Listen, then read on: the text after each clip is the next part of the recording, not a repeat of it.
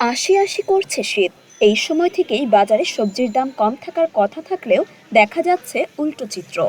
এখনো চড়া সবজির বাজার, ৮০ টাকার নিচে কোনো সবজি নেই। ওয়ালটনের পণ্য কিনে জিতে নিতে পারেন নগদ ২০ লক্ষ টাকা। Double million offer, Walton fridge কিনে পেতে পারেন ২০ লক্ষ টাকা। রয়েছে কোটি কোটি টাকার নিশ্চিত উপহার।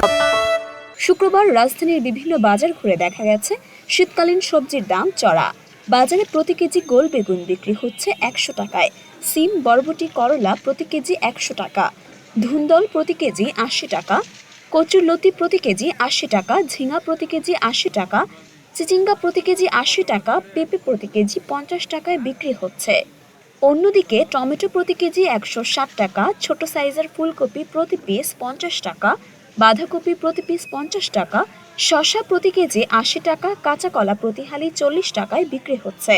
সবজির এমন বাড়তি দামে ক্ষুব্ধ সাধারণ ক্রেতারা। জানালেন, বিক্রেতারা যে যার মতো করে দাম আদায় করে নিচ্ছে। শীত আসলে নতুন সবজি বাজারে উঠলে দাম কমে যাবে বলে আশা বিক্রেতাদের।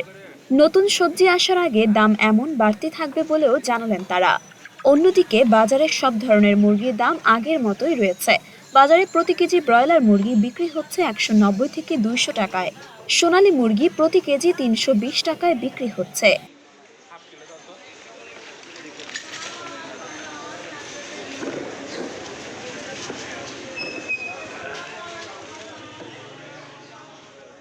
মরিয়ম মিম, ঢাকা পোস্ট।